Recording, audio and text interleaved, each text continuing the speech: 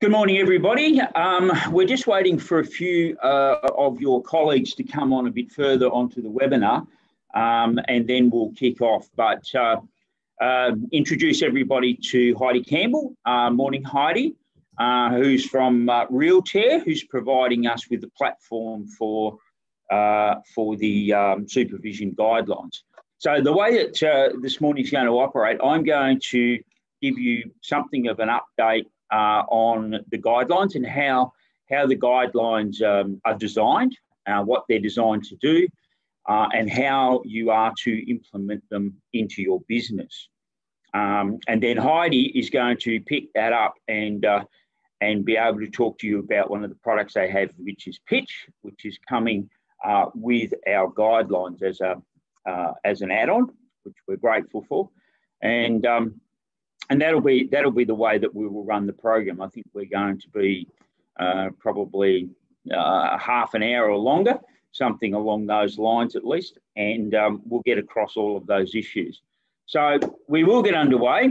A lot of your colleagues have joined us. The guidelines, which I have a copy here just in case I get questions from you, which we do invite, and we certainly going to make an opportunity to discuss them. I don't think I introduced myself. My name, for those who I haven't met, is Tim McKibben, and I'm CEO of the Institute. So thank you for joining us. I notice there is a great deal of interest in today's topic. So the guidelines, they are designed as a base document. So it's not a one size fits all in your business. That's not what it can do. It's not what that cannot be drafted. I can't draft a document that is going to satisfy all businesses. However, there are more things that make us common than there would be differences in your business. So I'd suggest to you, particularly for those in franchise groups, that if you are in one suburb and you have one of your colleagues in another suburb, your business would be very, very similar. But having said that, there would be some unique attributes to your business, your respective businesses. So the guidelines, in my view, 95% plus, I don't want to put another percentage on it, would already suit your business, would already do everything that you want to do with it. But you still need to understand what it is about your business that is unique, and then massage the guidelines into something that suits your businesses. So the guidelines there's two things to separate in your mind now. There is the Commissioner's guidelines. Now the Commissioner's guidelines are in the document, are in the manual. So let's talk about the guidelines, and then we'll talk about the manual.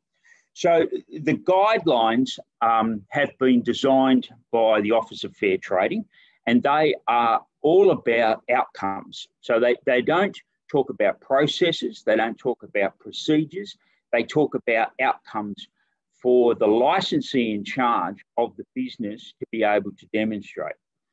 And in that regard, you can pick up those particular guidelines, the procedures, the processes which are there, and adopt them into your business. And that is what we have designed and why.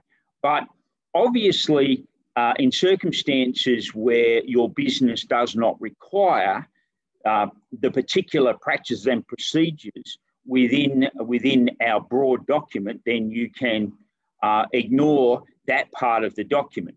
The other thing that we have done in the manual, so we're talking about the guidelines and now the manual, in our manual is to probably overbake it somewhat. So in other words, there is more processes in there than arguably businesses require. Now, the reason that we did that is to create something of a menu. So what you are able to do is to, again, look at the document and go through it, and then decide in that process when you go through it which of the procedures and processes achieves the outcome when we map that back to the guidelines which have been provided by the Office of Fair Trading. So by way of some example, if you are a buyer's agent, then you can ignore all of the, and that is your business entirely, then obviously you can ignore all of the trust account side of things and a variety of other requirements that are in the guidelines because they don't apply to you. Now, we have had some people saying to us that the guidelines, the document isn't working for us. It's not what we thought it was going to be. Now, the problem with that is that this is not something that you can clip and paste into your business and for it to miraculously take over. That is not what it does. So the very first thing you need to do is to read the guidelines, to understand what the guidelines are telling us. So if you'll excuse a little bit of humour here to try and demonstrate what I'm talking about, simply buying a gym membership won't enable you to get fitter and lose weight. You actually have to go to the gym and do the work. So, and maybe something a little closer to home. I had agents ringing me and saying, "What do I need for a COVID safety plan?" And we were able to assist, and we do assist in that space, and I was able to direct people toward that. And then the question was, "So what do I do? Do I pin it to a wall or a tree somewhere around there?" And I said, "Yep, great, I've complied." Well, no, you haven't, because the COVID safety plan that you have said that you are going to implement in your opens and in the auctions, you actually need to comply with your own safety plan. It's not a matter of nailing one to a wall and saying, "Well, my work here is done." Similarly here, you will need to read this document and to understand it. Now, in the document itself, there is a discussion about a particular area. So let's say we talk about underquoting, and we talk about the estimated selling price and these sorts of things. So if you have a look at that section when we get off the webinar and you read that section, it'll give you an overview about what is required. It also gives you links from there into the legislation. So you are being directed at precisely the right part of the legislation to obviously enable you to go and do deeper research should you wish. And then it provides you with a checklist that you can work through to be able to say into your office, as the licensee in charge of your office, this is the procedures, the processes that you are required to undertake as part of satisfying the determination of the estimated selling price. So as a licensee in charge, you have the obligation under the guidelines to be able to have practice and procedures in place that will that you can show were followed to arrive at the estimated selling price. So that's an example only. The other thing that I would like to point out to you is that we intend to continuously update the guidelines. So we're going to be adding value to the guidelines constantly. One of the next processes we're bringing into the guidelines is documents which we've created for COVID. So there's a series of documents in there which will be coming out, and as you well know, that our friends at the Office of Fair Trading have a habit of constantly changing the regulatory environment, changing the legislation, and also other documents which impact on agency practice, like the Residential Tenancies Act and these sorts of things. So all of that information that is coming through will be feeding into into the guidelines, into the manual. We're going to be feeding that in constantly. And the last thing I'll finish before I hand over to Heidi is that having said you need to read it, and you still do, having said that you need to make an assessment about which part of it applies to you and adopt that, that part of the manual into your processes, we are in discussions with providers of an electronic solution that are interested in putting our practices and procedures into an electronic solution. Now, by way of some analogy, for those of you who use console and REST or REST, Rock and REST, you probably don't constantly ask yourself the question, am I compliant with the trust accounting requirements as set out in the Property and Stock Act and the Property and Stock Regulation? You're not constantly asking yourself that question, because what you have done is to bought a product that is compliant. So there's no manual processes in there for you to be facing those issues. So for that reason, we are in discussions with a number of people who have an electronic solution. One of them is Realtair.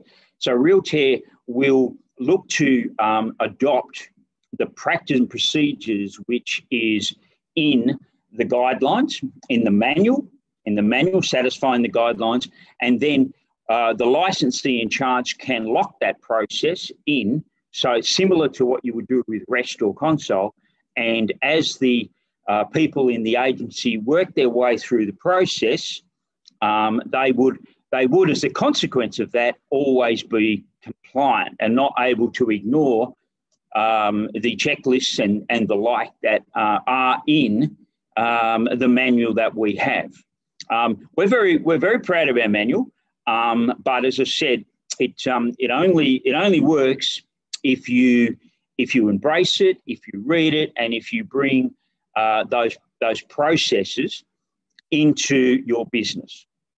Heidi, that's probably enough from me. Maybe if I hand over to you, and you'll be able to do the far more interesting things and show people how it works in that environment. Definitely. Thanks, Tim. Look, for those of you who don't know me, I'm Heidi and I'm the General Manager here at Realtair. If you're not across what our Realtair products are, we provide digital solutions to real estate agencies, and we've got quite a few products available in our ecosystem at the moment. So we have our Pitch, which is your lead generation, your pre-list and your digital proposals. We have Sign, which allows you to sign your agency agreements, which we actually integrate with REI, and also the ability for you to sign your contracts electronically as well. We do have a new feature in our Sign account at the moment, which is the quick contracts through REI as well, which is a great new feature. And our third product in our ecosystem is called Flow. Now, Flow manages your workflow management and your compliance as well. So for the purpose of the guidelines, we have actually created that within our Pitch platform. So there's a couple of main reasons why we have done it that way.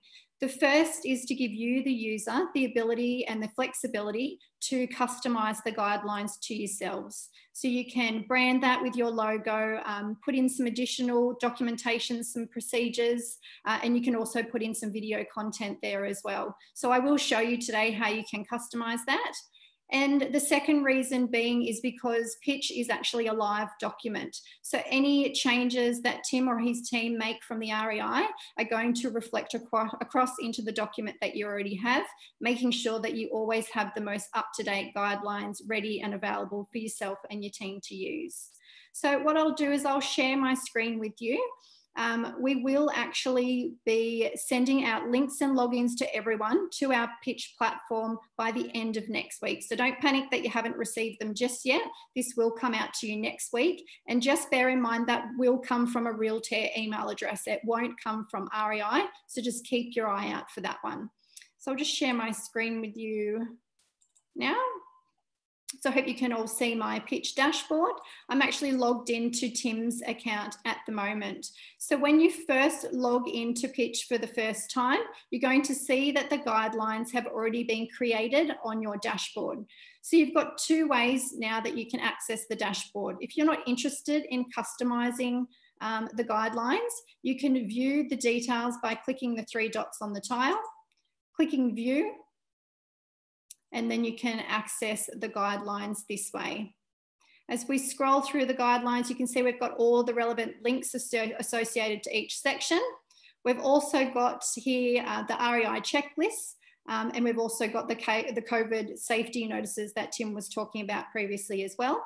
If you click on the REI New South Wales checklist button, for example, it's going to redirect you to a Google Drive where you can actually download all of that documentation to your own file or your own cloud as a Word document, so you can save that for your team.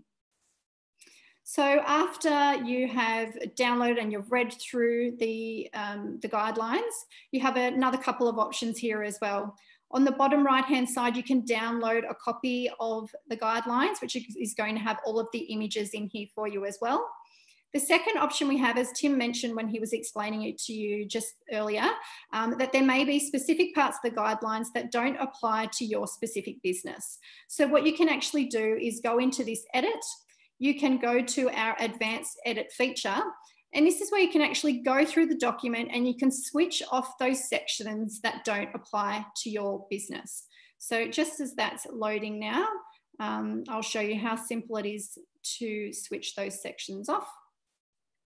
It is quite a large document, so it will take a few seconds to load. Bear with me.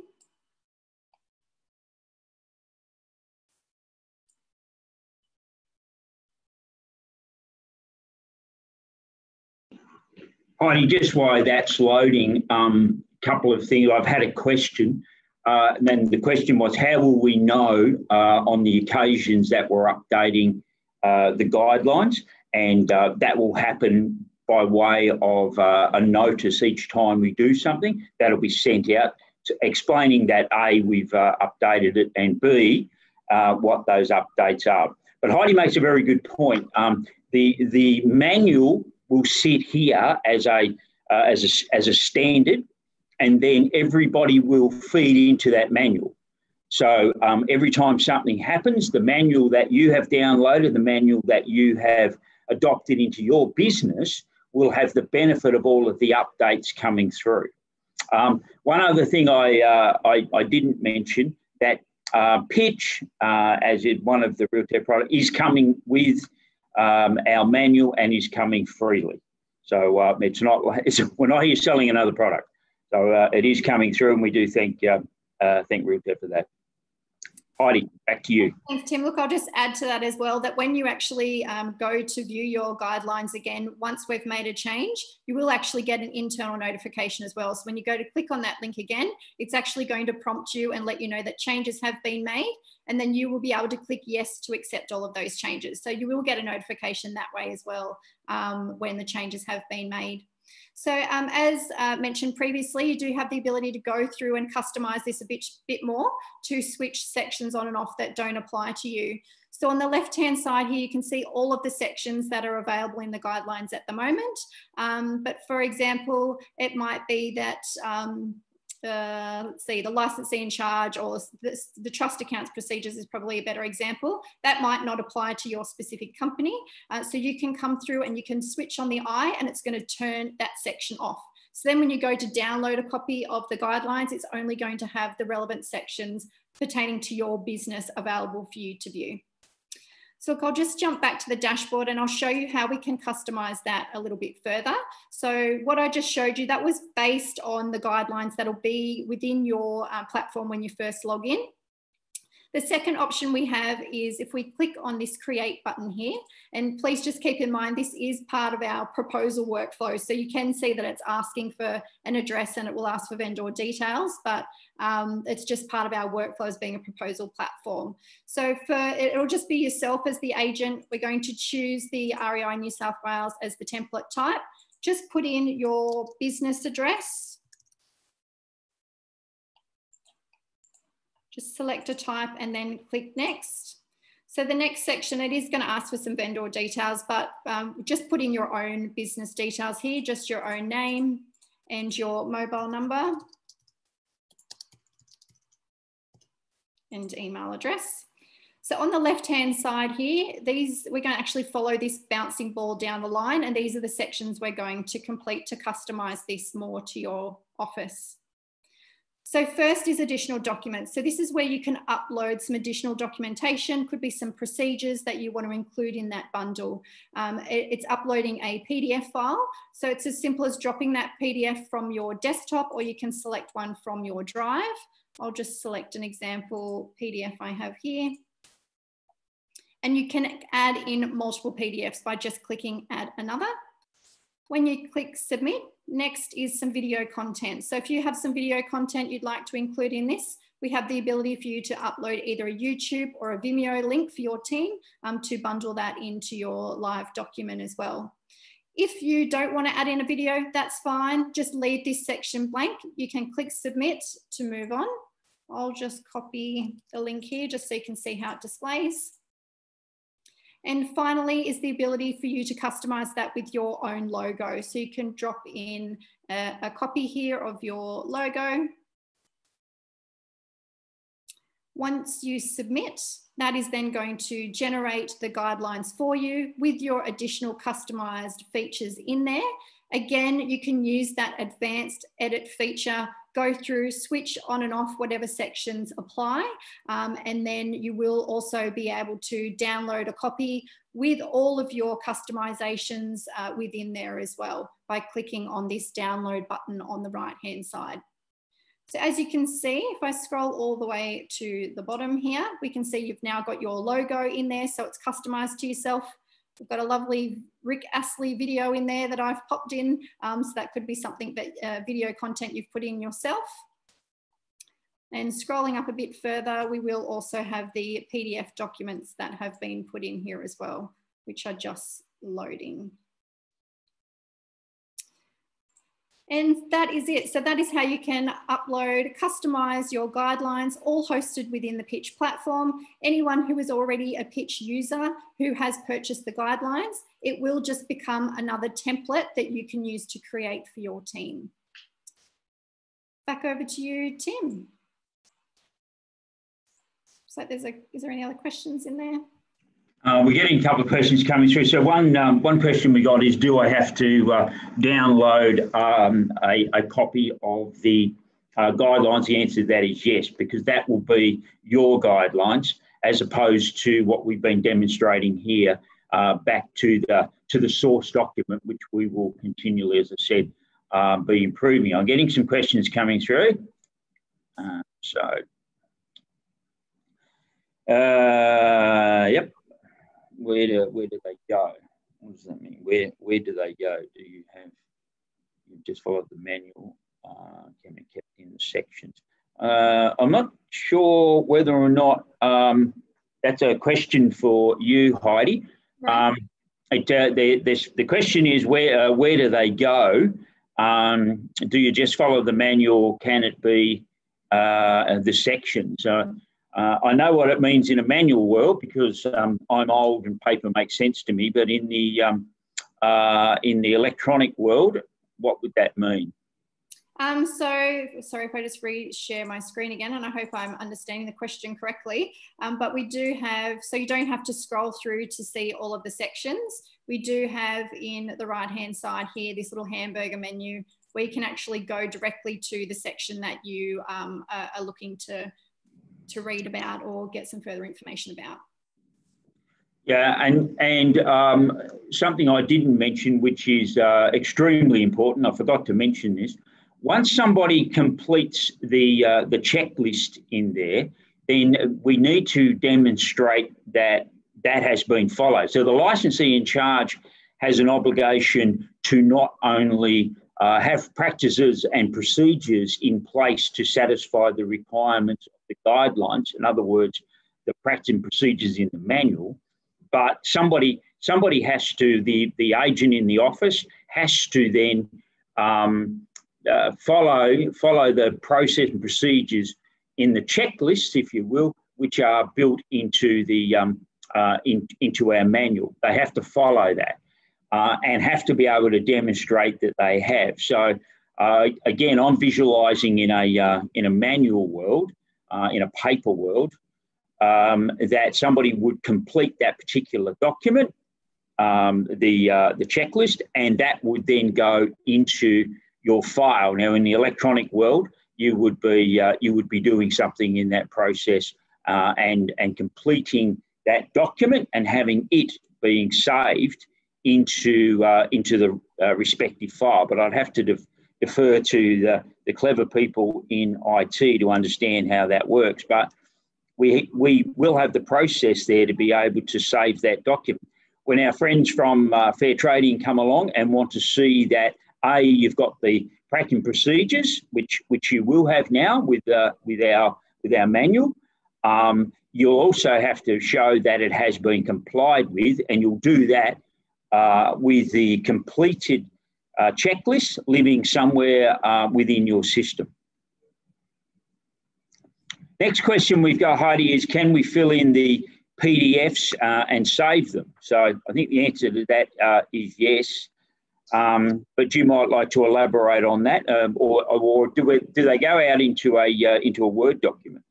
Yeah, so we've made them available as a Word document, so they can be downloaded, and then you can edit them through Word. When you download our PDF, no, that's not an editable PDF. Obviously, if you print it and fill it out, you could, but we would recommend that you download them as the Word document and then keep the record of them wherever you sort of have your cloud drive, save all your documentation.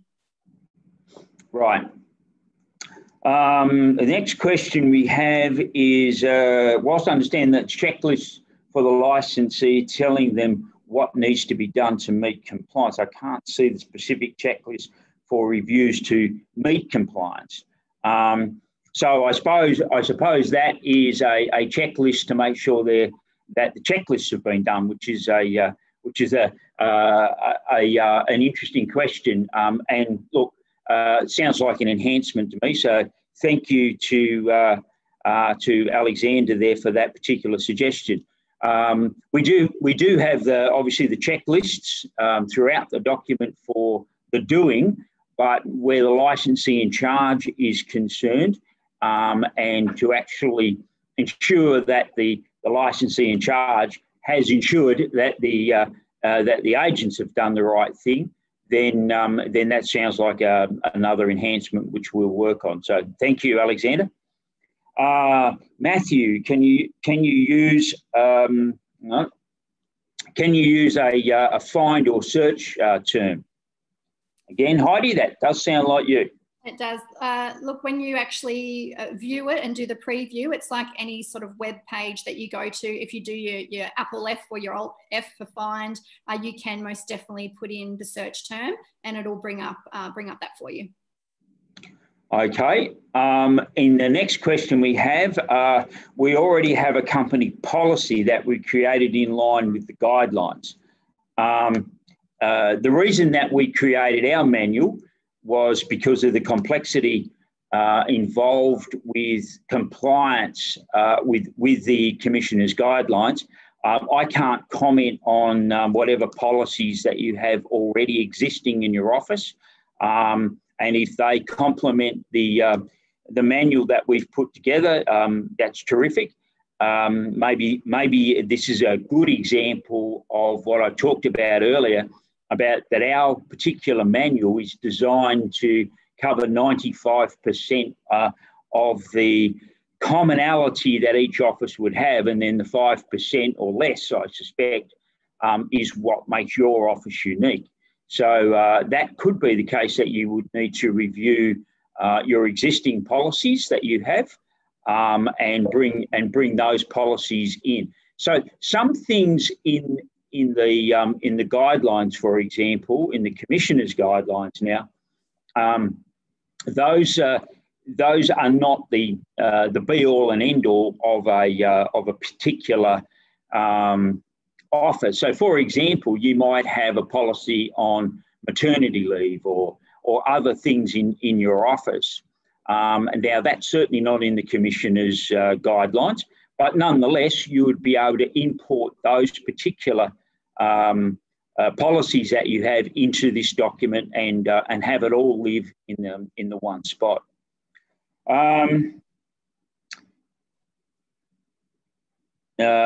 Similar question for the next one. Do we have to replace what they already have with what we've put in? No, you don't need to do that. You simply need to ensure that what you have already doesn't conflict with the Commissioner's guidelines. So, and that would be in one of two ways. Whatever policies you currently have would either comply with the Commissioner's guidelines or sit outside of the guidelines. So in that case, it can simply be your own policy, or it may be that particular policy needs to comply with your obligations to the tax office or the industrial relations areas or whatever the case may be. So the guidelines from the Commissioner don't cover the entire office. So the answer to that would be depends on what you already have in your office. Our next one is some documents, some Word documents came through distorted. Has this been fixed up? Again, that's the first time we've heard that. So maybe this person who's remained anonymous might want to contact us, and it sounds like it may be something unique to you, but certainly we'll work through that. Additional support, yes, there is additional support available. When you say additional support, we have support. So we have IT support and also support in relation to the document itself. In other words, the content of the document. So yes, that is available. As I said to you, we're going to be using this very much as a market channel. So we'll be bringing out content to this constantly. For those people who are at least interested in it, that will be coming out constantly, and we'll give you those notifications. And now that we've ticked the box solidly for the requirements of the Commissioner's guidelines, we're now going to be adding value to it in the periphery. So one of the things that I'm currently working on by way of example, and a question we get all the time, is what is it that an agent needs to do exclusively, and what can an administrative person do? So for example, the receptionist or bookkeeper and these sorts of people who don't have real estate certificate or a license. So we are drilling into that issue and are going to be making a list of things that people can do to give you guidance. Now that's outside of the pure requirements for the Commissioner's guidelines, but that'll be coming into our manual as well to be a solitary source of information in relation to agency practice. So I have another one here. Is there a requirement that an office has a hard copy in the office? If so, do you need to read it? No, you don't need to have a hard copy. In fact, I would discourage that. And having said earlier that I'm a great paper person, and I am, I would discourage it because we are constantly updating it. So you do need, however, to provide people with access to it. So you downloaded your copy and it goes into your cloud, if you will, and then you would need to be able to provide access to the document out to the team more broadly. So maybe on your intranet or something along those lines, so that they can see that the business's policy on a particular issue, and then go through those checklists to understand how there is compliance following the checklist through the process. I don't know if we have any more questions. There are more questions? Oh, here we go. I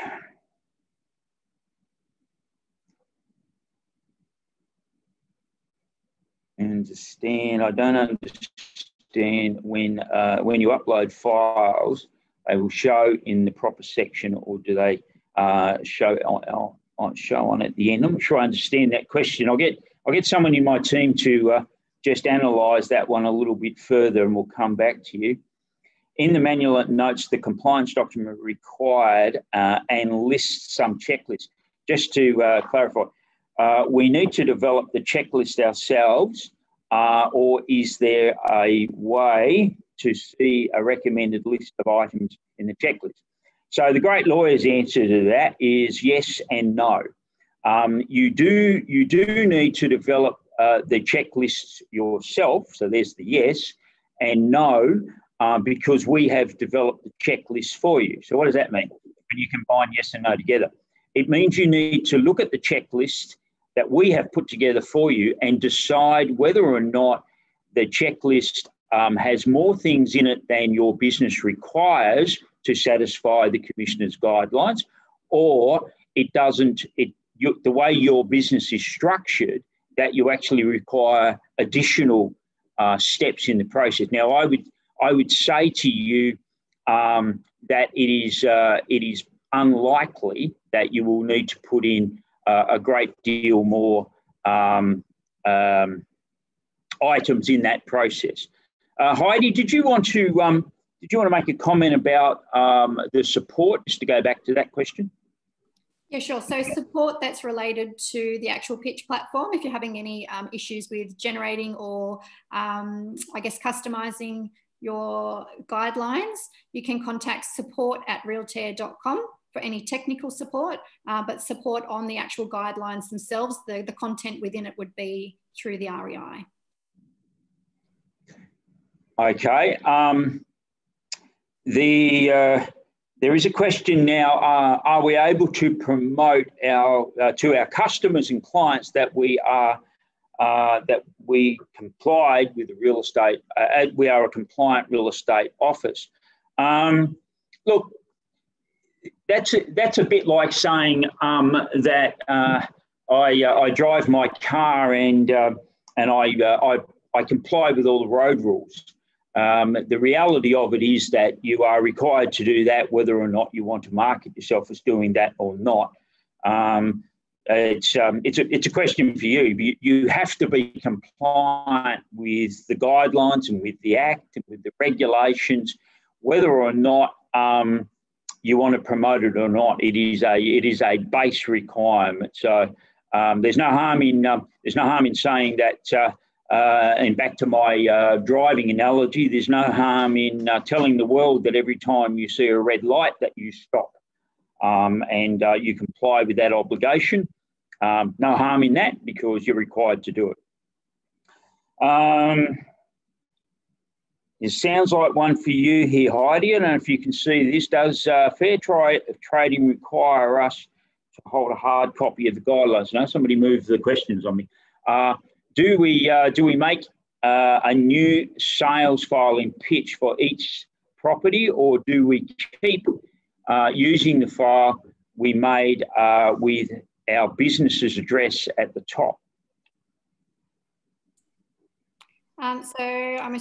Heidi, can you see the questions? Yeah, I can. I assume that's in regards to the guidelines. So, I mean, you've got a few options there. You can edit the one that's already on your dashboard, or if you want to make a couple of different versions with different sections available, then by all means you can create additional ones. So it's really personal preference what you want to do with that one. Right.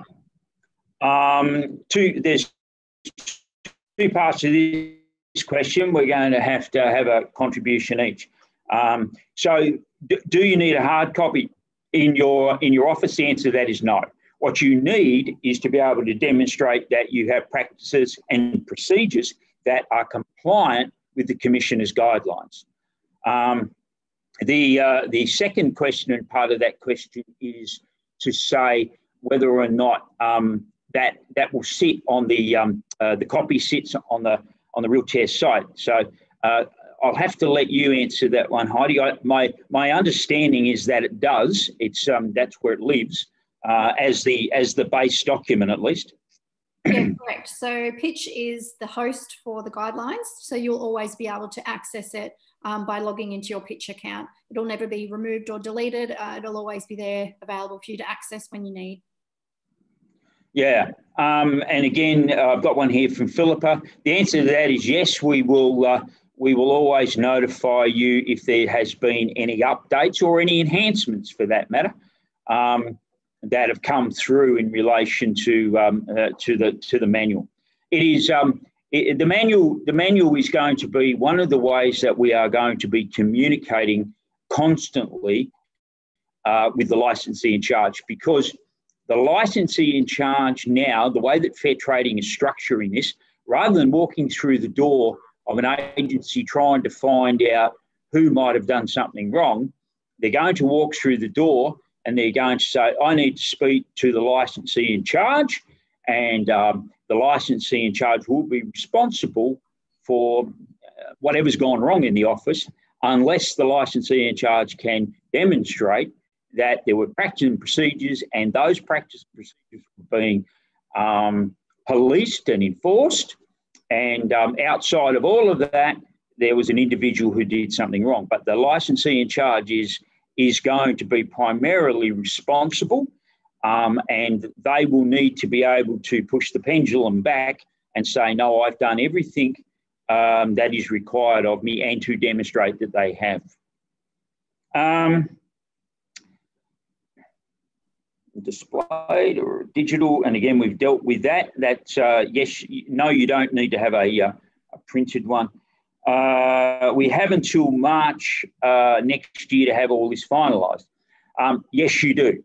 Now, in March of this year, because of what's happened with COVID and all the rest of it, we went and begged the minister to delay implementation of this for 6 months, believing that we would have all of this COVID thing sorted out by October. Clearly, we haven't. So we went back to the minister and did another series of begging, and have been successful in getting it delayed until March of next year. However, I underline, this is like when you're at school doing your homework. You don't leave it to the night before. I assure you that, because I used to do it. What we need to do is to be using this time wisely, to be putting in all of those processes into place now. So this is not, I also should say, this is not a get out of jail free card, the delay of the processes. It is an opportunity to for fair trading to do an education role in being able to get us across our obligations and to get them implemented into our office. Now, given that we've had 2 delays, I'm confident that I won't be able to go back in March next year, regardless of the environment, and beg for a 3rd one. So use the time wisely and get these processes up into your offices. This one here, is there a process of audit reviews annually, reviewing the procedures implemented? The answer to that is yes. You must audit your processes at least annually to make sure that they are compliant with the legislation and regulations. So this is another good example, and I thank you for this question.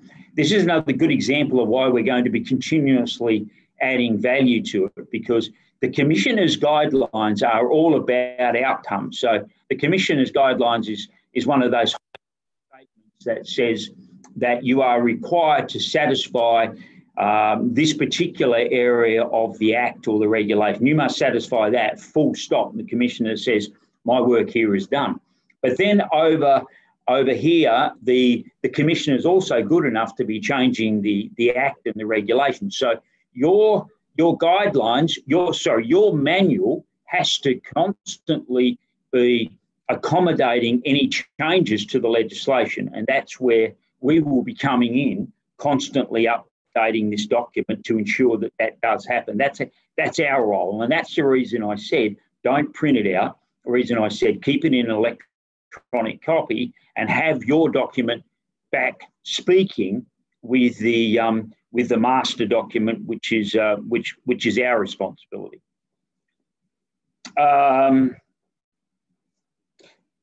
Yes, where's the questions coming through thick and fast here. All new employees to sign off on it, 100%, yes.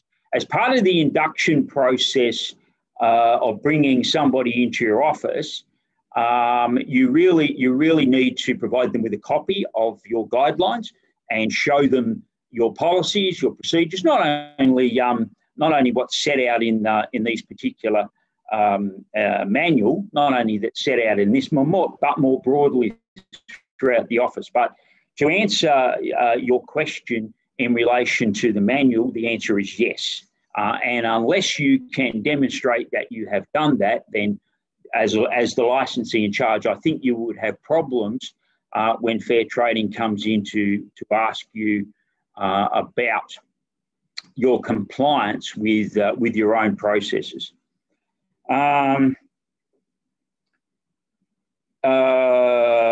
This looks like a question for you, Heidi, but if I was taking a stab at it, I'd say no. So then do you need to resave the document every time you use it? No. I should imagine it's no? No. So it's an online document. So you'll receive a notification when updates have been made. You just have to accept those changes and it'll just refresh your link. So you don't have to recustomize it again. It'll just make changes to the base template based on what the team of the REI have updated for you. I've just got some updated news. The PDF formatting issue has been fixed. Will be visible next week when accounts are bundled, is it?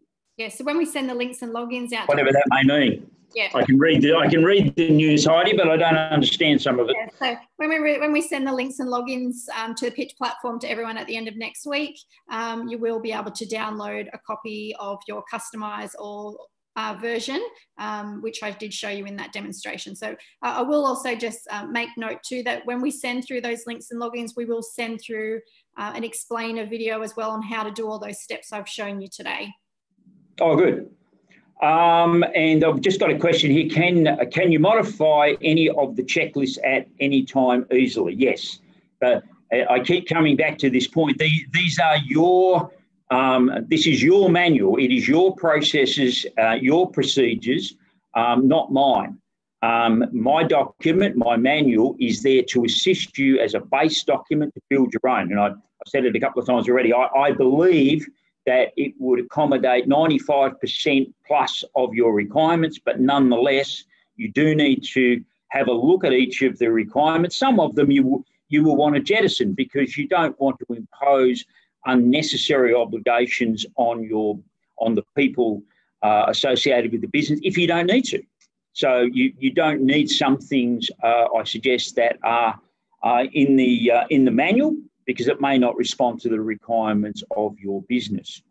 The next question we had: if you download to your own cloud, will amendments be made to the manual on Pitch automatically to your own copy? The answer to that question is yes, but that's what we're talking about. It's your manual. Your manual sits here and it speaks to our manual, the base document, which we are constantly going to be upgrading. Heidi, I still think there's probably some value in you confirming all of that. Yes, so definitely. So the link, as we've said, it's a live link. So any changes that we make will be reflected on your document. But if you've downloaded the document and saved it as a PDF, then it's going to save those changes. So you would need to re-download it. So if you just have the link saved in your cloud, the link will always be current. But if you're actually saving it as a hard PDF, you will have to resave that again. I hope that makes sense. I might throw to you for the next question. I can answer at a practical level, but at a IT level, I've got some issues. It says here, and again, I don't know if you can see the questions. Can you see the questions? I can, yes. Oh, okay. Well, you'll see the one from Jacinta. Yes, so should every employee have a login, or we just use the same one? I'm not sure what you think, Tim, but I would think that you would just have the same account for the guidelines, just one account. Yeah, that's right. You wouldn't be looking to give people only a partial view of the guidelines. I can see issues with that if you give somebody a partial view, but that way people don't have an understanding of the full obligations which are across it. I can understand where that question has come from. If you've got somebody that is purely in property management, then they don't need to be worried about, for example, all of the obligations in the sales area. So if I'm 100% involved in property management, I'm not so worried about underquoting, by way of example. But nonetheless, it is important that people have full access to the guidelines. It just means some of them aren't applicable to those people within the business and within the scope of practice they're involved in. Notified. Heidi, I think this might be another one for you. Sorry, I'm tossing a lot at you now. Okay, so the question was, how are you notified for updates within the Pitch account? So it will be within the Pitch account. When you go to actually log in or use those guidelines again, if you're using the link to the guidelines, for example, you will be prompted with a notification that changes have been made. And you will also, I believe, receive an email from the REI letting you know that updates have been made as well. So there's two ways of notification there. And another pass to you. I think the answer to about the training, is it possible to get Realtair training, is yes also, and we are building a library of videos for that very purpose. So the short instructional videos, which will be, and again, I'm starting to repeat myself here, demonstrating how old I am, but we will be coming through with short videos as enhancements, which you'll be able to watch and get that instructional information that you need. Heidi, you might be able to again flesh that out for me a bit further. Will most definitely have the training videos available for you to use. Then we've got our email support at Realtair if you have any specific questions or stuck with anything in particular. So the answer is yes, we'll definitely. Okay. And the next question also appears to be yours, yeah. So when this question was, when I get a link for the guidelines, I don't have access to Pitch. So that's because we haven't sent the Pitch logins out yet. So as mentioned previously, they will be sent out by the end of next week. So you don't have access at the moment. So next one, checklist has grown considerably. So along with the offer sheet, pest and building reports, and CMI reports, I will need a bigger file in my filing cabinet. Yes, you will. You will. So I think somebody's providing me with a little bit of humour there, and I do thank them for that. Yes, yes, you will. So thank you for that. And Sarah, so to ensure that all our employees have access to our guidelines, well, let's get our terminology right, Sarah. And I know I've been doing the same thing, so I apologise for the confusion I'm creating. The guidelines are the commissioner. This is your manual with your practices and procedures which comply with the guidelines. Do we need to give them access to our Pitch account? If so, will that be ready? Will that be read-only access? That does also sound like a question for you, Heidi. So you can share the link to the manual with your team. So everyone will have access to that live link. So then when you make changes to your own personal manual, that'll reflect across the link for everyone within your team. So they don't need access to the platform. They just need access to the link of your manual. Right. And it will be ready. You take the questions, Heidi, and I'll and you can tell me when you want me to jump in, because they all seem They all seem to be technical ones now, which I'm going to be left wanting. Okay, so if we download the document, how do the live updates feed into our downloaded and edited forms? So this question has been asked previously. So the live updates apply to the link. If you've downloaded a hard copy PDF, you're going to have to download that again. So we can't automatically make the PDF upload if you've saved that as a hard PDF. Next one. If there's an audit checklist that we can do monthly, is there an audit checklist we can do monthly that summarise requirements? That'd be you, Tim? Yes, it is. And again, this one was asked a little while ago as well at the beginning. We don't have a checklist to my knowledge, and I'd have to go back and have another look at the guidelines, but I don't know. I think the question's been asked, do we have a checklist to ensure the checklists have been complied with, which I think is an excellent question. And if we don't already have that in the guidelines, then we will certainly be putting it in. In fact, I'm just stretching my my mind now. I've got a funny feeling that there may be something in there, but with that, but it may not be all encompassing. So it's an excellent question, and if we don't have it, we will. Is the short answer. So next one, other than usual checklists, it just moved. Where'd it go? Other than the usual checklists, are there any other plans to have standard forms such as sales advices, etc.? Yep is the short answer. We will be, as I said, constantly updating this, and we will be taking advice and recommendations from our chapters, and for that matter, users. So if people want to make a suggestion to us about something should be in the master document, that's terrific, and we'll certainly look at that and put it out as a master amendment. But if you think to yourself, no, this is something which is unique to me and unique to my office, then you can make that modification within your own system.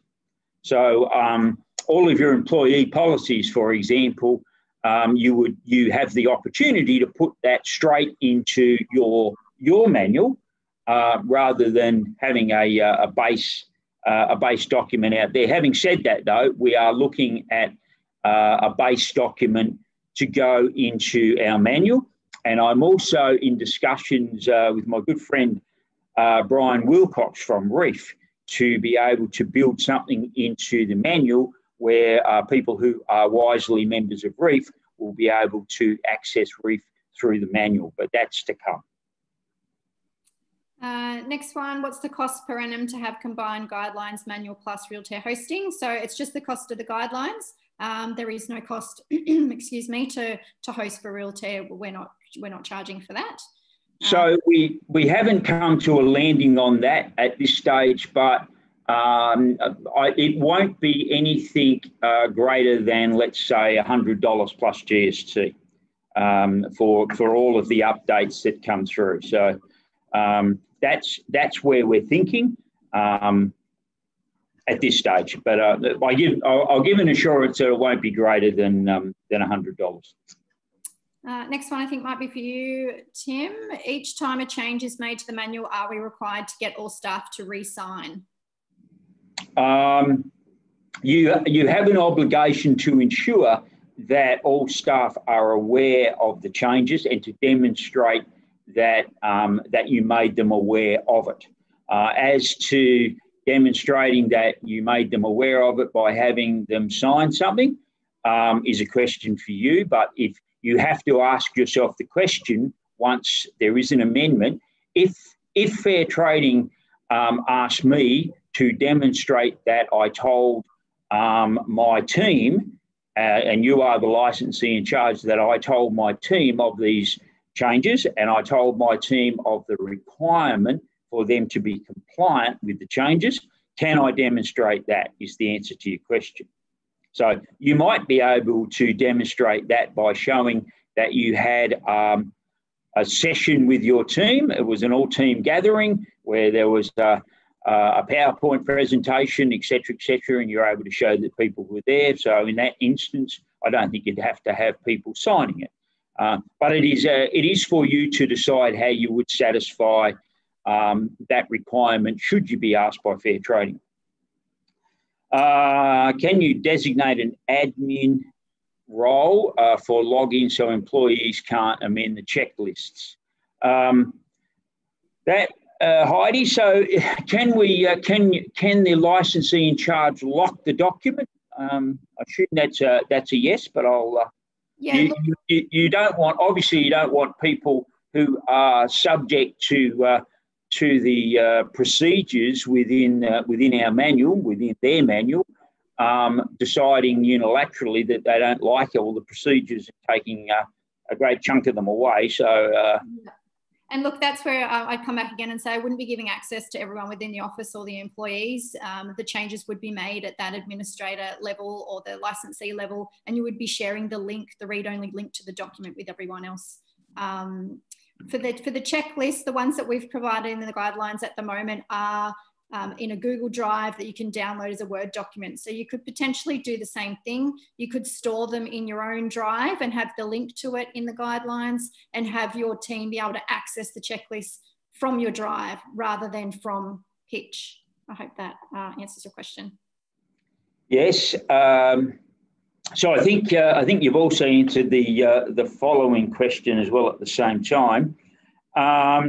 And now we have a question from John, and I think the answer to this is next week, but Heidi, you might just like to... It is. So you'll get the Pitch account next week, John, when we send out the links and logins to everyone. So that'll be by the end of the week. There is a licensee's checklist to be completed monthly. Thank you, Jenny. I thought there was a checklist, but I wasn't confident. But again, Jenny, we'll look at that and just to make sure that that's covered off. Well, Grantley, that is an excellent recommendation, an excellent one. So I should share that with the world, shouldn't I? Will there be online users forums? Well, if there wasn't going to be, there is now. So that's the first big suggestion that we've been given. I like that. So we will be having user forums. So thank you for that suggestion.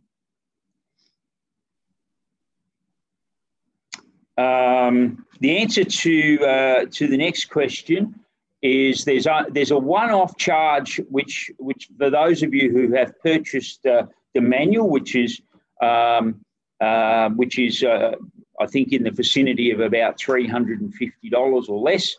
And then what we are offering is a document that we will constantly update for, like I said, I gave insurance a little while ago for about $100. Be no more than $100 a year. So that's not $100 a month or a week, which was the question. That would be a year. So and for the first year, we will do it without any cost. And for those people who see value in it, then they can engage with it. Those people who think that the document that they then have in their office at that point satisfies all of their needs, then they no longer need to. There's no requirement that they engage with us and incur that $100 annual cost if they believe that they're not getting sufficient value from the updates we're sending through. So it's a question for each person. Heidi, I think you're the next one. Does the Realtair product also include any contact management facility that people using Realtair for the guidelines can also integrate with? So we do have integrations with quite a few other platforms. I'd be happy to give you a call afterwards, Mark, and just work out exactly what sort of systems you're referring to. So I'll contact you. So the next question from Jacinta, I think it is. Can you make notes on the system where staff training was done? That also is a great question. What we're going to be doing in this space is to enable you to keep records of the team. So, for example, their CPD, what they've done when they've done it, just once again, so that you can demonstrate to the Office of Fair Trading that your team have done their requisite CPD. So that is part of your obligations as a licensee in charge, to ensure that people have renewed their license and have met the necessary criteria, the condition precedent, if you will, to renew their license, which is one of those things being that they've done their CPD. So yes, that is coming through in answer to Jacinta's question. Would a follow-up email to all staff after a meeting satisfy the fair trading requirements for compliance in notifying employees of updates and the need for compliance? You have to demonstrate that you have given the necessary tuition to your team to make them aware of the change of procedures, to make them aware of what compliance with the procedures looks like now, and to be able to show that. So it really does depend on the circumstances, Abigail, as to whether or not an email would satisfy. I should imagine if it is a very small change, then an email would be there. If it is a significant change to the way we do things, then it could be the case that you need to demonstrate that greater training was provided and be able to show that. This one is definitely for you, from John. Yes, John, so Realtair, Pitch is a product of Realtair. So Realtair is the company. We provide online digital solutions to real estate agents. We've got our Pitch product, which the guidelines are sitting in for your digital proposals, a pre-list. We've got a Sign product for your digital agency agreements and contracts, and then Flow for your workflow management and your compliance as well. So we've got quite an array of products available for the real estate industry. Right. Like that. Well, that was our last question. So unless anybody, I'll just give it a minute in case anybody is madly typing. But if we don't have any more questions, we might call it a day. All right. The Institute is, thank you, Philippa. The Institute is here for you, and we do also want to recognise and thank Realtair for providing us with the platform, and as part of that, the Pitch product. We do thank you for that, wrapping that up as part of the service. And Tracy, thank you also for your kind comments. But if there's anything else that you would like us to have a look at for you, then please let us know. I'm just reading comments coming through. Mark, again, thank you for your comments also. All right. Thanks, everyone. Thanks for having me. It's been great. Yep. No worries. Thank you very much, everybody. We're here for you. Just let us know if we can help further. Thanks.